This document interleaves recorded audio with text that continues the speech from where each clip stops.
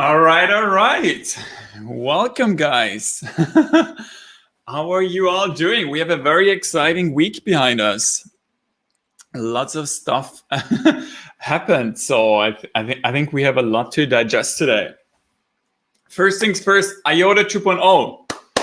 It's finally happening, right? The DevNet is live, and we have the full decentralization journey ahead of us, and this is sort of the last major milestone to really push IOTA into becoming a global standard to exchange value.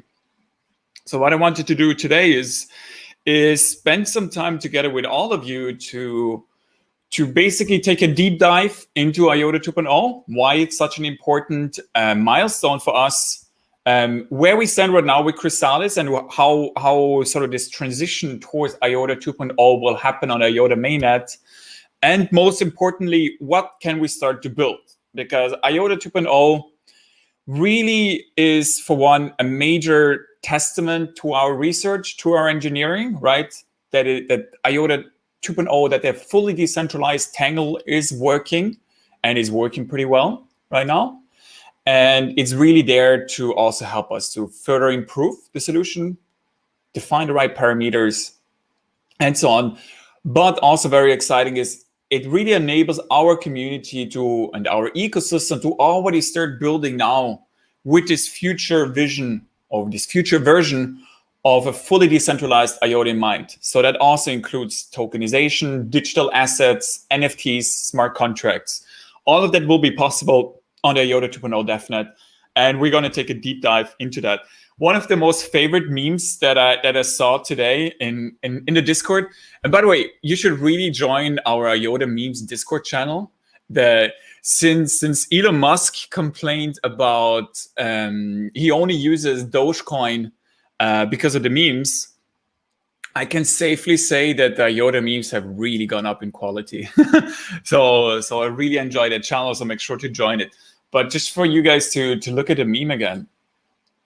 Here it is, right?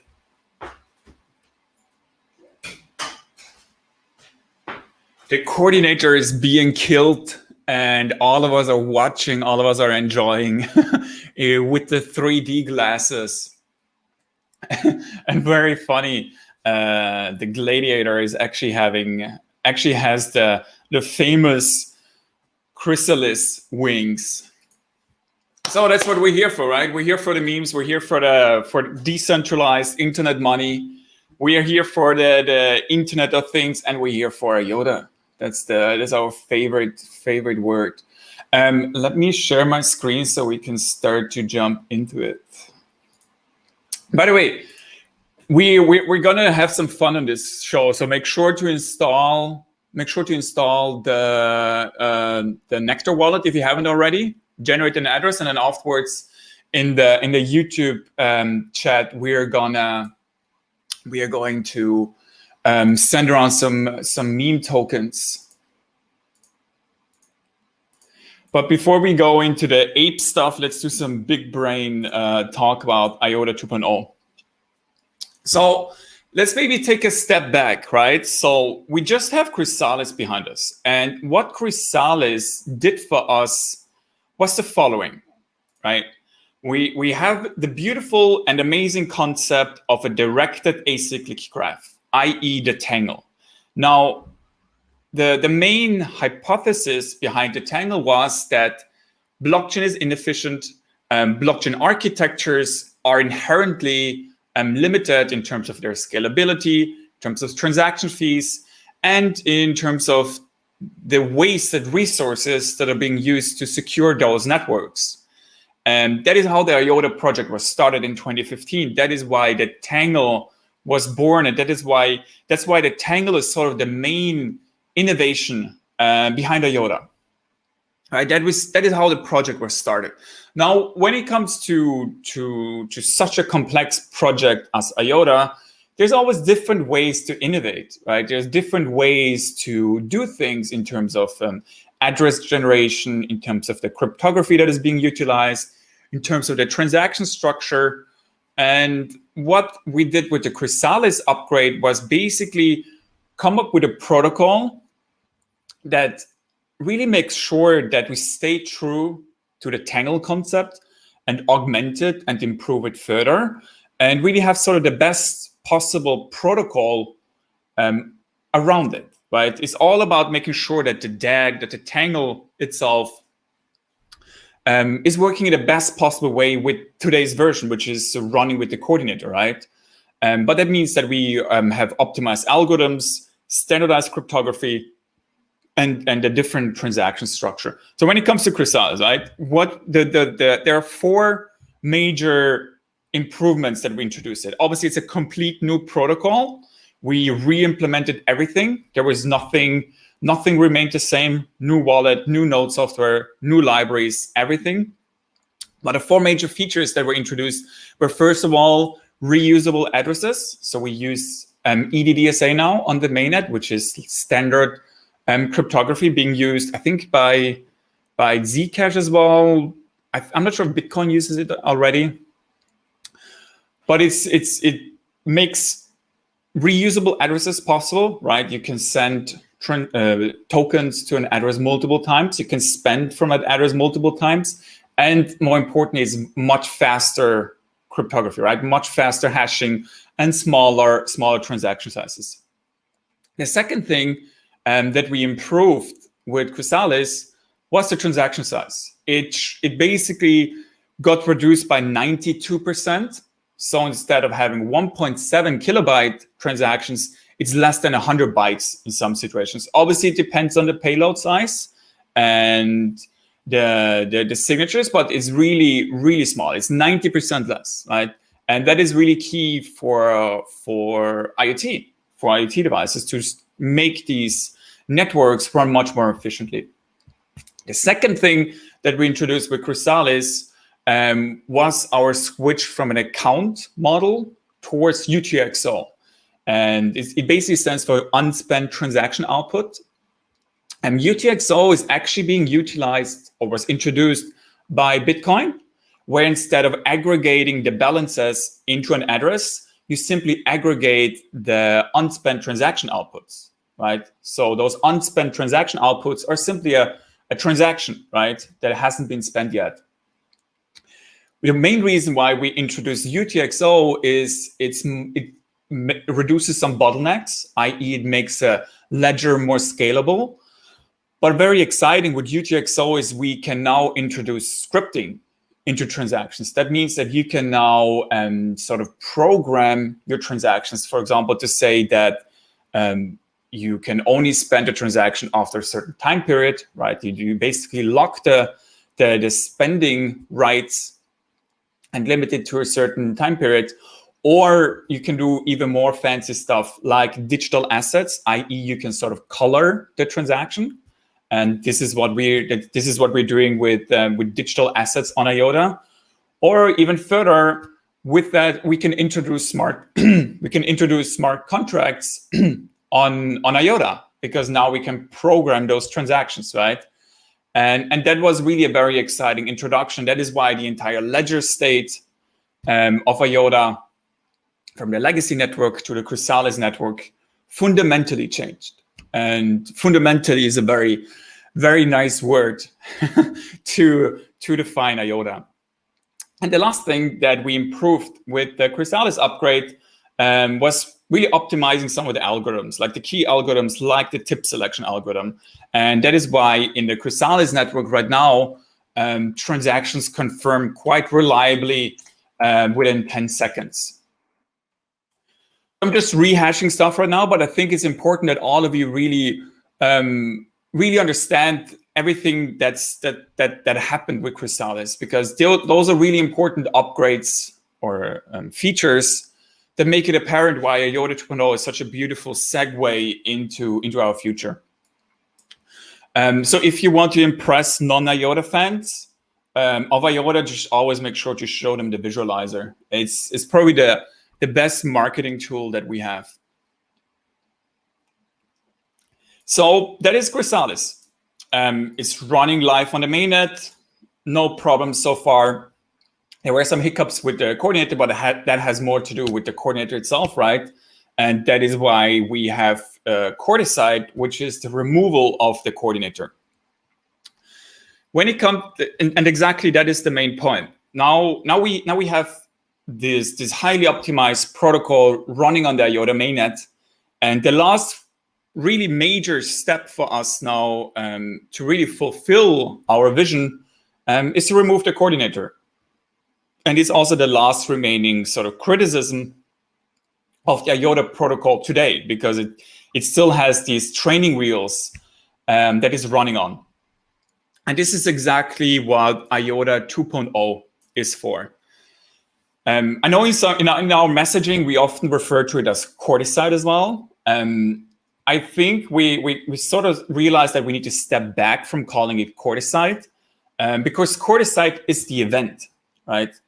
Coordicide basically means coordinator plus suicide or homicide, whatever you want to call it. But it's about the removal of the coordinator on the IOTA mainnet by upgrading it to this new solution, which is IOTA 2.0.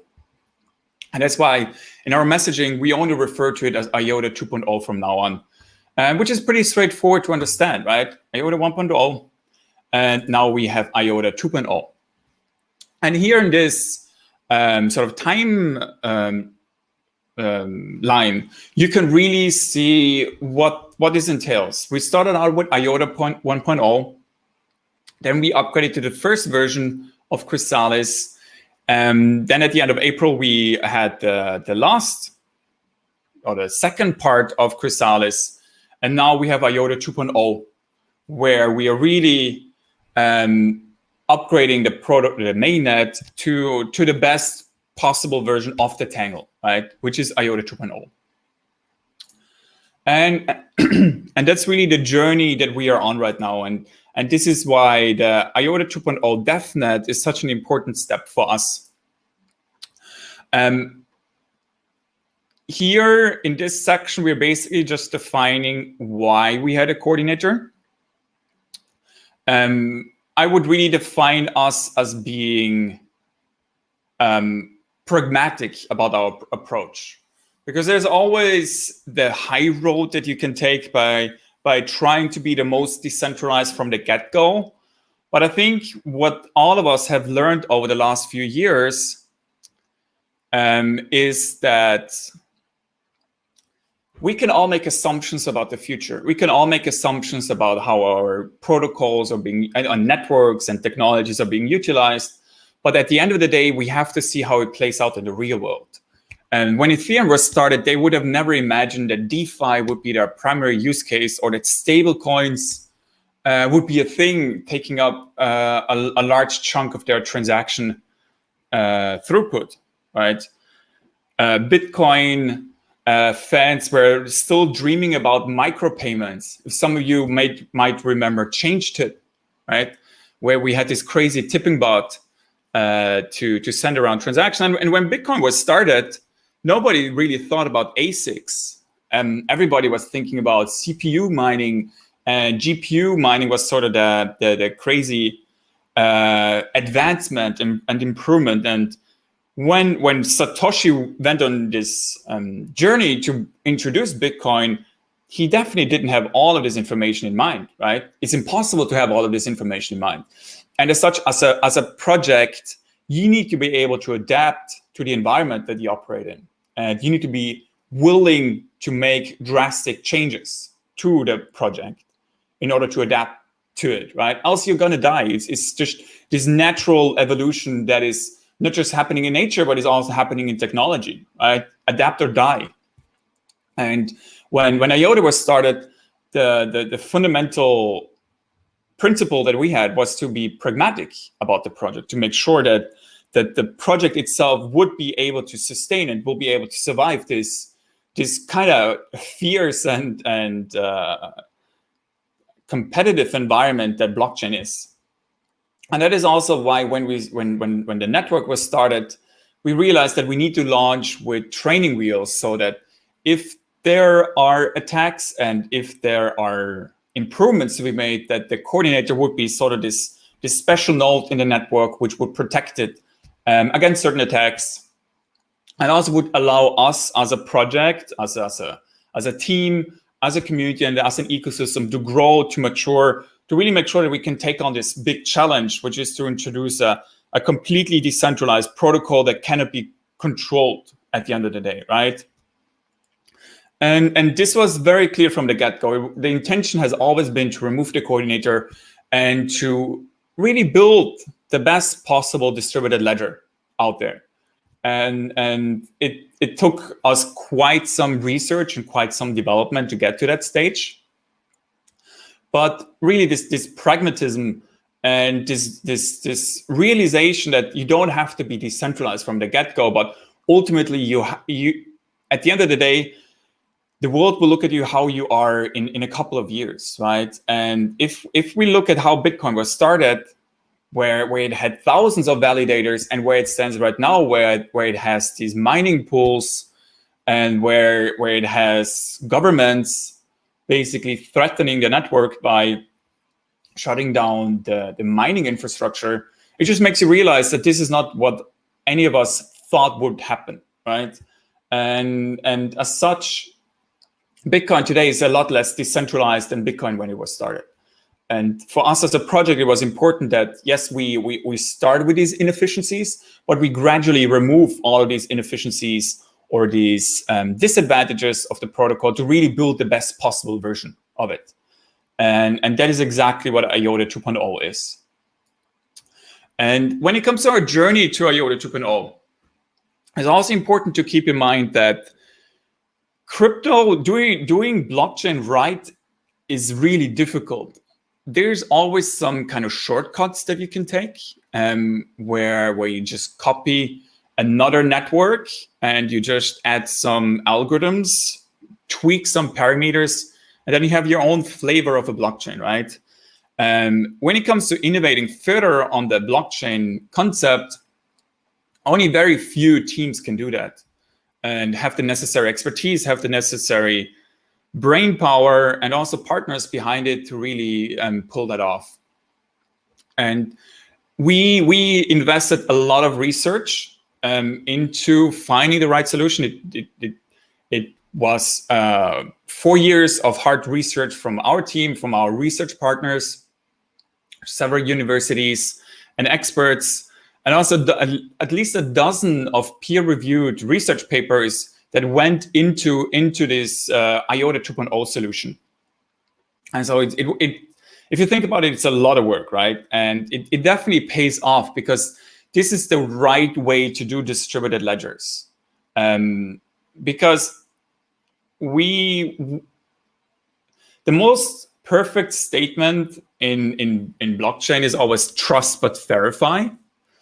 And it's easy to trust a statement of somebody where they say, hey, it's secure, believe me. Hey, it's scalable, believe me. But it needs to be validated. It needs to be verified independently. And the only way to really verify the security of these protocols today is through these mathematical formulas, right? Where you have these verifiable proofs. And that is why peer review is so crucial to these distributed ledger protocols, because through that you really have a strong foundation that can be independently verified by others, and where you also have this sort of like stamp of approval by those domain experts, and that only through that we can really make sure that we build technologies that are here to stay. And as I said before, it's easy to build a protocol, claim that it's secure, claim that it's the most scalable, the best. But at the end of the day, every one of these protocols will be battle tested in the real world. And that's what makes crypto so exciting, right? Because even though there's these great research papers that we've written, IOTA 2.0 only exists in code then. And we need to transform the peer-reviewed research into code and get it battle tested.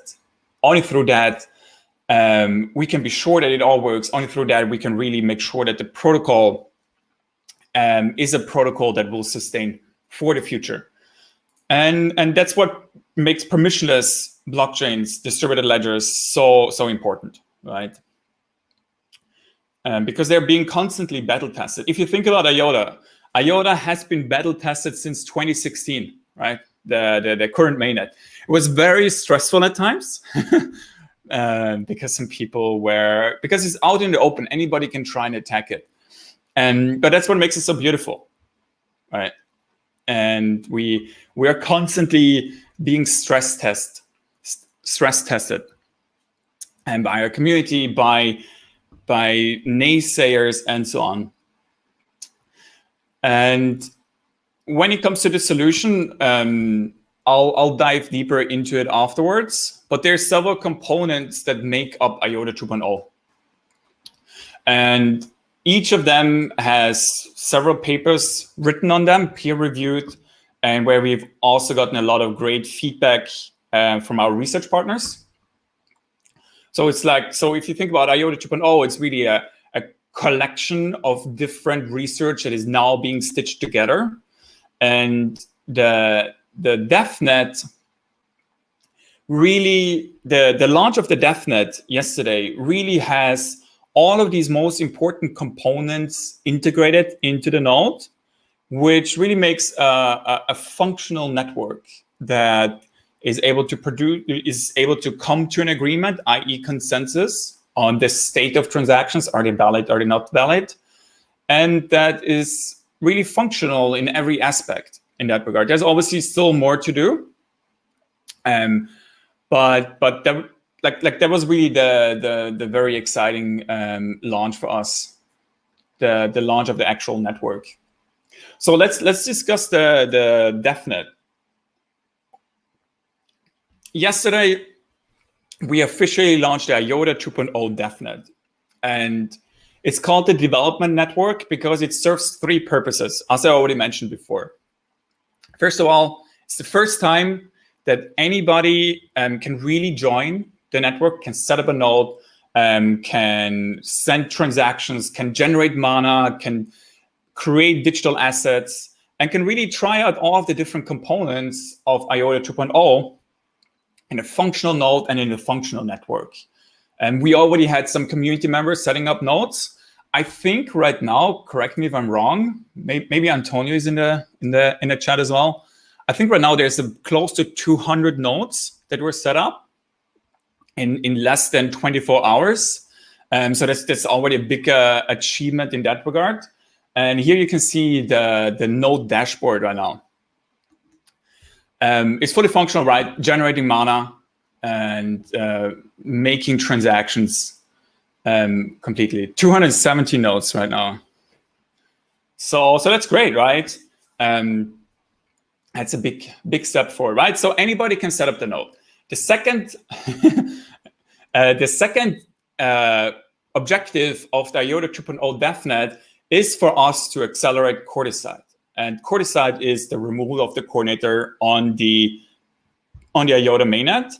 And the way to get there is to battle test the IOTA 2.0 solution, the implementation, and to really do more validation, but also do more testing to define some of these important parameters. Right? We have the specifications written down. We have the important modules implemented. Now it's about fine-tuning to find the most optimized algorithms and optimized parameters, and then to also help to simplify some of the implementations, right? So we will be doing a lot of testing, a lot of simulations on this network as well. So you can expect chaos. That's the exciting part. Because we are trying to break it as well. And we also have research partners that will try to break it. But this is really to help us to accelerate to get to where we want to be. And this is not production-ready software yet, but this is an important step to get towards production-ready software, right? And the third thing that is enabled with IOTA 2.0 DevNet is that all of you can now start building towards this future version of IOTA, right? Now you can start playing around with digital assets, with NFTs. You can create your stablecoin. Whatever you want, you can now start building with this decentralized vision of IOTA in mind. And I think that's a very important thing to enable, because think about us launching courteside tomorrow, enabling courteside tomorrow. the entire ecosystem would have to adapt to it. But with the DevNet now, we can now already start building up the ecosystem. So what we will be doing as a foundation, together with our ecosystem fund, is to give out a lot more grants to all of you. So if you're a developer, if you're a startup, if you're a team, apply to our EDF. We are happy to support all of you. We will issue some RFPs, so requests for proposals, to really get the building started on the DevNet.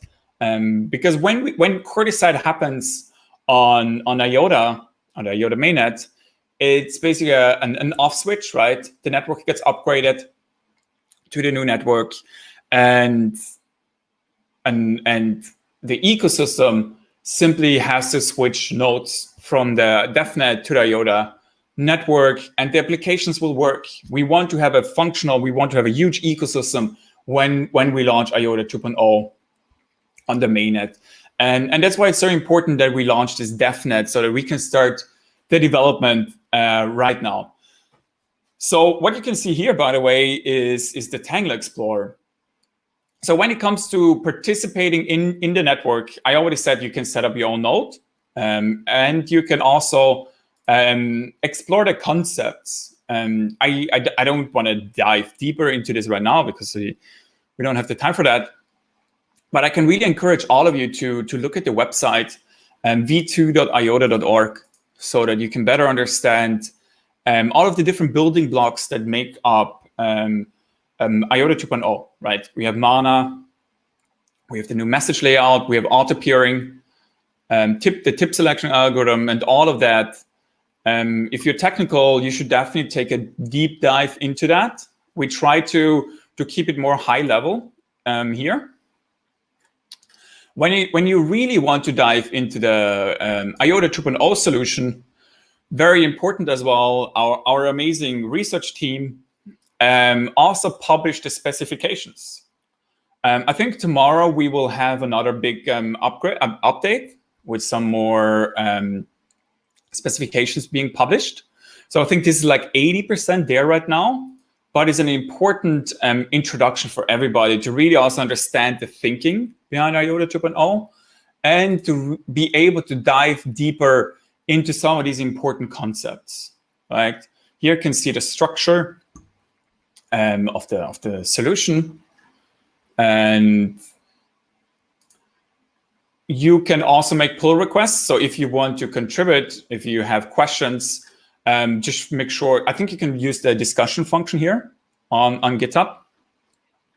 But we would really love to get more feedback from all of you. And these specifications are really important, I think, because with that, all of you will also be able to verify and validate the solution. And the intention of all of this is we have the code right now. We have GoShimmer, which is this node implementation, which is like this research prototype.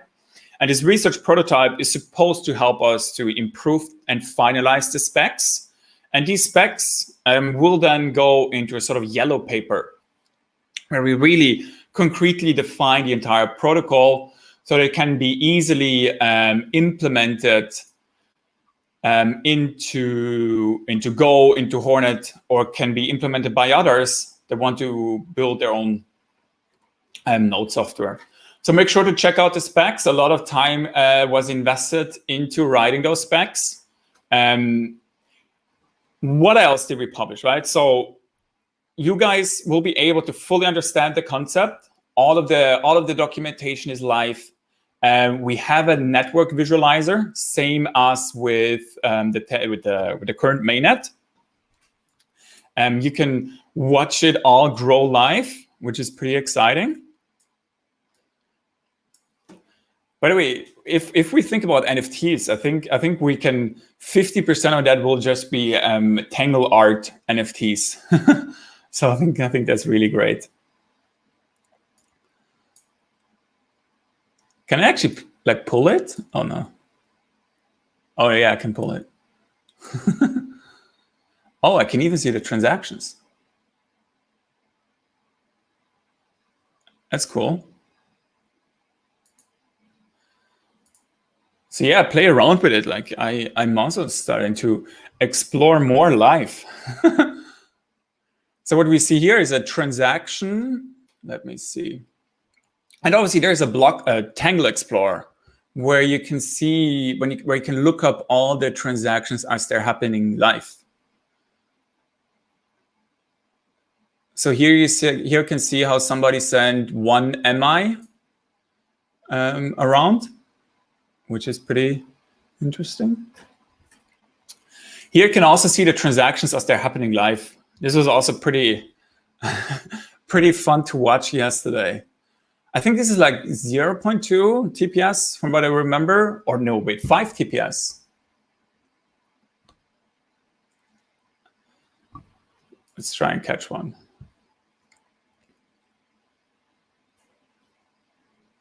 This one has a data payload. And probably one of the major ways that all of you were able to engage with with the IOTA 2.0 DevNet was the token registry. For the first time, everybody was able to easily generate their own token on IOTA, and that's just simply mind blowing. To think about it, right? So far, I think close to 2,000 digital assets were created. So in one day, roughly, all of you were crazy enough to create 1,000 assets. And there's obviously some very interesting names. I fully support Dogecoin on top of IOTA 2.0. Let's make it happen. Oh, and you can even have emojis. But before we go into the tokenization and into the wallet part, this is really a major milestone by the entire team, and really great success by everybody at the IOTA Foundation, especially the Go Shimmer team. They really worked their asses off to pull this off. And it's a really tricky problem if you think about it. There's our research team has done an amazing job to define this IOTA 2.0 protocol and do this foundational research to define these components that are mathematically sound and are sort of proven, right? And they've done a tremendous job over the last, I think since 2019, when we had the solution properly defined, to define the specifications and then bring it to our sort of R&D team to convert these research papers into code. And that's quite a tricky challenge if you think about it, because what works in a theoretical realm might not sometimes work in a practical realm, because there's always different things to take into account. So the Go Shimmer team, together with our research team, has really done an amazing job to go from these theoretical foundations to code. And the code is public. All of you can look at it. Wait. Good thing I didn't show the repo like this, because that would not have been good. You can go to the repo, right? Make sure to star it. But all the code is public. Everybody can participate, can contribute, and you can really follow the work that has been going on over the last year to come to this stage. And it's really amazing to watch, because our team, together with the community, really made this happen. And I would say over the last year, the Polar network has been running, and really our dedicated community has been contributing, has been participating in this network, and has helped us to come to this stage where we have this IOTA 2.0 DevNet. So make sure to look up the code. If you want to contribute, please contribute. We're always looking for more participants here. But yeah, if you want a summary of why this is such a major achievement, right? IOTA 2.0, no fees, no blocks, no chain, no miners, no wasted energy, no censorship, no centralization, and no permissions. Right? This is really what we define as freedom. This is why IOTA 2.0 is going to be the best distributed ledger out there. And this is why the DevNet is such a major milestone, because now we really have this clear proof that a fully decentralized IOTA is possible, and also fully understand that this future is inevitable, right? IOTA is going to be decentralized. We are going to remove the coordinator, and our technical foundation, which is a protocol and which is a network, right, is going to enable all of these new ecosystems to flourish. And we have some exciting ideas, and we have some exciting partners that are today really building on IOTA, and that are very excited about IOTA 2.0. And yeah, it's an amazing milestone. So congrats to the IOTA team again, and to the community for making this possible. Here you can see the modules that are implemented. Here you can see the modules that are still, or here you can see the sort of roadmap that we're working on. The next major thing after this is we are thinking about how to do the incentivized testnet, and we will be sharing that sometimes in the near future with all of you. But I think right now all of you should really be excited to participate in this network and to play around with it. One other thing, right? All of the documentation is live, and if you are a developer, the best time to start building is now. So make sure to start building. Everything is properly documented, and if you want to start building, go to goshimmer.docs.iota.org, where you can find all of the important documentation for you to start building. And I'm sure that Angelo and everybody else from the GoShimmer team will be really happy to see what all of you guys will will build. And I know of one major application that is coming up, and that's really going to be really interesting. And I hope that all of you will also take this step forward.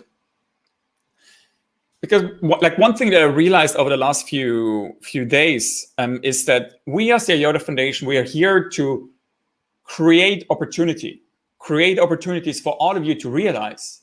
Right? We are here to build the tech, the building blocks, so that all of you can build fucking amazing applications with our tech. And nothing makes us happier than to see a productive ecosystem that is building together with us. So if you're a developer, if you're a team, let's start building. Let's build decentralized applications. Let's tokenize the world. Let's NFT your shitty painting, whatever, right? We will make it all happen on the IOTA 2.0 DevNet. So with that said, one very exciting part about all of this was really the DevNet wallet. So if you haven't downloaded it yet, make sure to download it.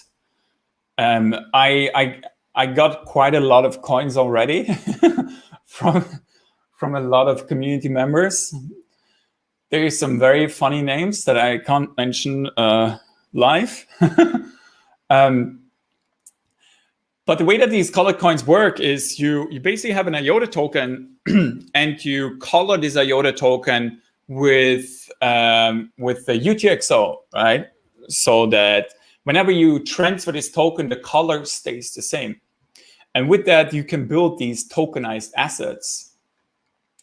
And I created the Zen token yesterday.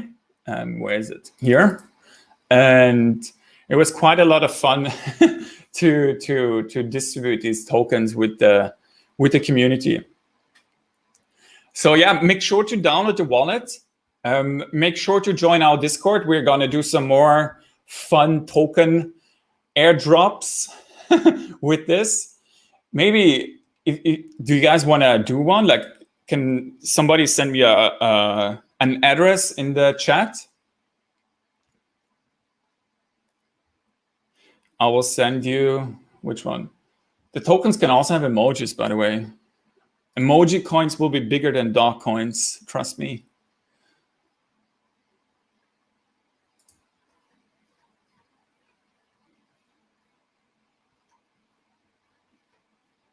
Yeah, it's really fun. Here you can see a list of all my addresses. I already had to do a lot of transactions to distribute the Zen token. And here you can see the asset names that I have. So it's a fun wallet to play around with.